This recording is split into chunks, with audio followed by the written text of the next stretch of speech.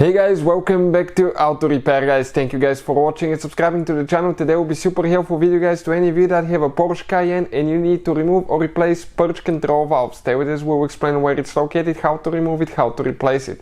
Also guys, we're going to cover something very important, okay, a step that can save you so much headache, okay, mistake that people sometimes make, so make sure to stay until the end.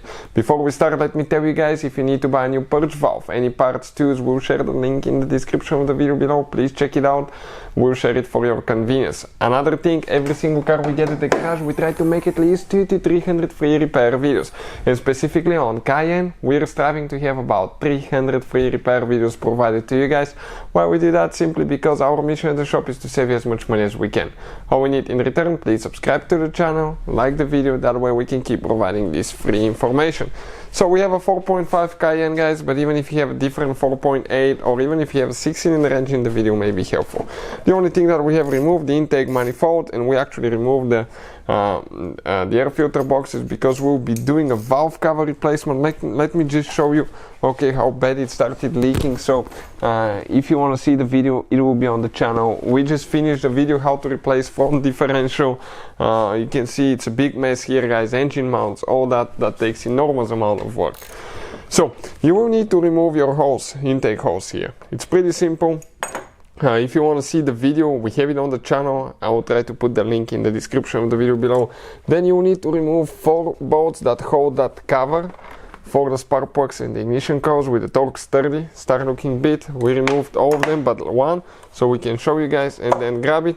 Okay, and you want to gently pull it out. Perfect, just like that.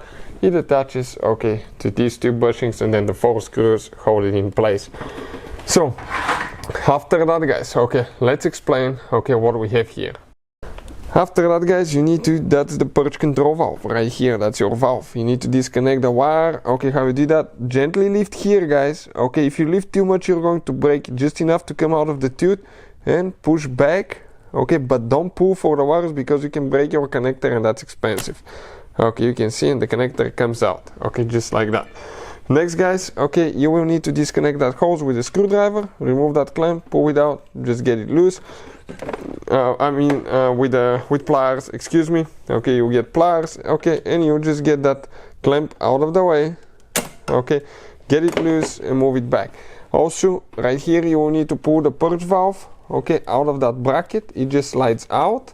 Okay, and once you slide it out guys, okay, it comes loose, and then it comes the whole assembly up to that pipe right here.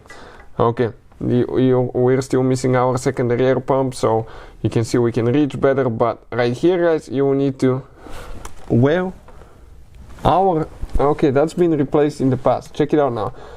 That thing needs to go up guys. Okay, we need to put that clamp up because ours is a little bit loose. Maybe that's the problem that we have guys. Okay, you can see it's loose. We need to put the clamp to go a little bit up. Whoever worked on it last time didn't get it right.